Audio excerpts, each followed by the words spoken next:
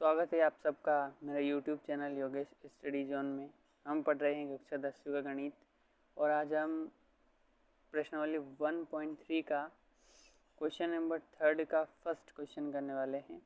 सिद्ध कीजिए कि निम्न संख्याएं अपरिमेय हैं। उसका फर्स्ट क्वेश्चन है 1/√2 को हमें सिद्ध करना है कि वो एक अपरिमेय संख्या है। तो चलिए स्टार्ट करते हैं। हर बार की तरह हम यही मानेंगे कि जो हमें जो संख्या दे रखी होती है उसको हम उसके विपरीत मानते हैं कि वो परिमेय नहीं है, वो अपरिमेय नहीं है, परिमेय संख्या है। तो करते हैं हम शुरू। आइए इसके विपरीत हम यह मान लेते हैं कि 1/√2 एक परिमेय संख्या है। अब परिमेय संख्या है तो परिमेय संख्या क्या होती है, जिसे हम P/Q के रूप में लिख सकते हैं। अगर P/Q के रूप में हमने लिखा और उनमें कुछ अगर गुणनखंड कॉमन हो तो हम उसे काट के उसे A/B के रूप में लिख लेते हैं। अब इनमें कोई गुणनखंड कॉमन नहीं है एक के अतिरिक्त, अर्थात ये सहअभाज्य संख्याएं हैं और पूर्णांक है। आई होप आपको समझ में आ गया होगा। और एक शर्त और होती है कि A/B है वो B is not equal to 0 है।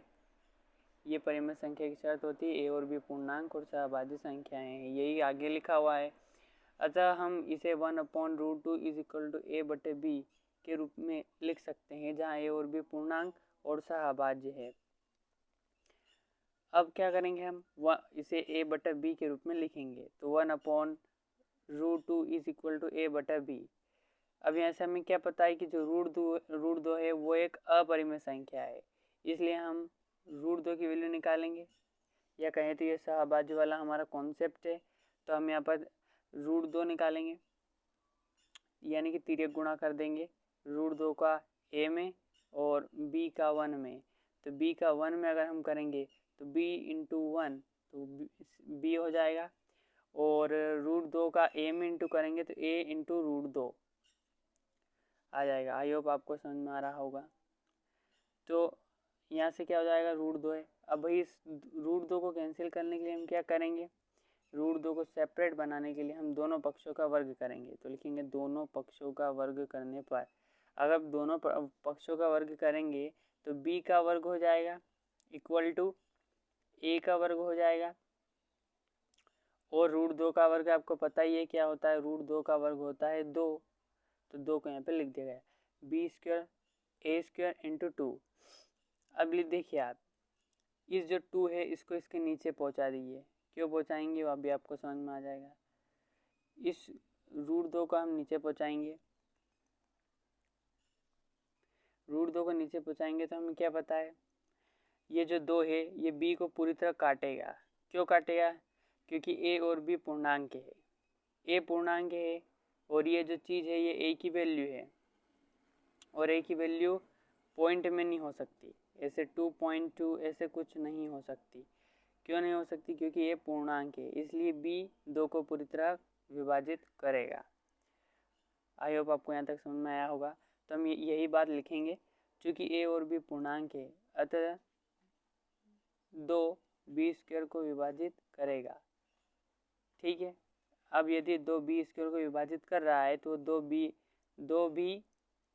B को विभाजित करेगा। ठीक है, B² को कर रहा है तो B को तो विभाजित वो करेगा ही करेगा। तो हम क्या कर सकते हैं, यहाँ पे देखिए आप, हम B बरोबर क्या लिख सकते हैं, B बरोबर हम B बरोबर 2C लिख सकते हैं। क्यों लिख सकते हैं आप ये समझिए। मान लीजिए कि B बरोबर 6 है, और अगर B बरोबर 6 है तो ये जो लाइन लिखी है यहाँ पर कि 2 B² को पूर्णतः विभाजित करेगा, तो B² यानी 36 को 2 डिवाइड करेगा ही करेगा। ठीक है, अब 36 को अगर 2 डिवाइड कर रहा है तो B² को भी B को भी विभाजित करेगा, यानी 6 को भी विभाजित करेगा। तो आपके सामने देख लीजिए आप कर रहा है 6 इज इक्वल अपॉन 2, ये वर्ड 2 जा 2 2 3 जा 6। ठीक है, अभी हमें B की वैल्यू पता है कि 6 है, तो हम यहाँ पर से 6 की वैल्यू निकालेंगे 2 इंटू 3। ठीक है, अभी हमें B की वैल्यू पता थी, लेकिन जो इक्वेशन फर्स्ट है उसमें जो B है उसकी वैल्यू हमें पता नहीं है। तो हम यहाँ पे 6 बरोबर B लिखेंगे और 2 तो उसके बटे में है ही सही इक्वेशन में, और 3 हमें पता नहीं है तो उसको हम मान लेंगे c। तो c यहाँ पर क्या है आप समझ चुके होंगे, और c यहाँ पर एक पूर्णांक है। आई होप आपको समझ में आ गया होगा। तो हम b बराबर 2c लिखेंगे और b की वैल्यू रखेंगे समीकरण 1 में। तो यहाँ पे हमने लिखा है कि b का मान समीकरण 1 में रखने पर, तो हम समीकरण 1 में रखेंगे तो क्या हो जाएगा 4c स्क्वायर, b पे स्क्वायर लगा हुआ है, अगर b पर स्क्वायर लगा हुआ है तो b की वैल्यू पर भी स्क्वायर लगेगा। तो हम b की वैल्यू पर स्क्वायर लगाएंगे, 2c पे स्क्वायर लगेगा तो 2 का हो जाएगा 2 2 जा 4 और c का स्क्वायर हो जाएगा c स्क्वायर, तो हो जाएगा 4c स्क्वायर। इसकी जगह हमने b बराबर 2c रख दिया है। तो उसको रखने के बाद b बराबर हो जाएगा 4c स्क्वायर और अपन में हो जाएगा 2 is equal to a square same. I hope आपको यहाँ तक समझ में आया होगा। इस स्टेप को हमने वापस लिखा है, यहाँ पर देख लीजिए आप, यहाँ से जो 2 से कट रहा था तो इसको काट दिया, 2 2 जा 4 और फिर बचेगा 2c square upon a square. Same process करनी है, c के a के बटे में 2 को लाना है, a स्क्वायर अपॉन 2। फिर ये दोनों पूर्णांक है a और c, तो यहाँ पे लिखेंगे a और c पूर्णांक है। अगर ये a और c पूर्णांक है तो c की वैल्यू पॉइंट भी नहीं होगी, यानी 2a स्क्वायर को विभाजित करेगा और 2a को भी विभाजित करेगा।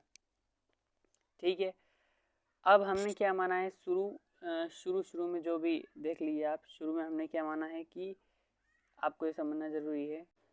शुरू में हमने माना है कि a और b पूर्णांक और सहभाज्य है। सहभाज्य क्या होता है, यानी a और b सहभाज्य हैं, यानी इनमें एक के अतिरिक्त हो यानी उभयनिष्ठ गुणनखंड नहीं है। लेकिन यहाँ पर देखिए आप, b स्क्वायर को 2 डिवाइड कर रहा है, यहाँ पर देखेंगे आप, और आप नीचे देखेंगे तो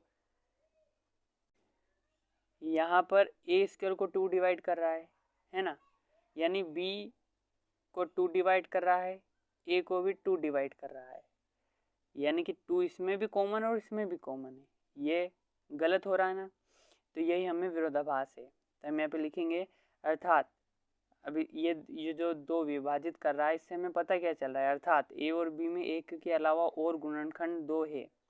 ठीक है, समझ रहे हैं आप। परंतु इससे इस बात का विरोधाभास प्राप्त हो रहा है कि a और b में कम से कम एक गुणनखंड उभयनिष्ठ है, यानी कि कॉमन है।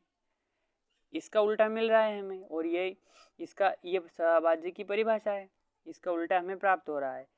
तो ये विरोधाभास हमें क्यों प्राप्त हुआ है, हमारी गलत कल्पना के कारण। क्या गलत कल्पना कि 1/√2 एक परिमेय संख्या है, तो सिद्ध होता है कि 1/√2 एक अपरिमेय संख्या है।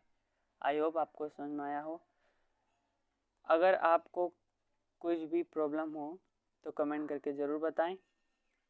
Thanks for watching.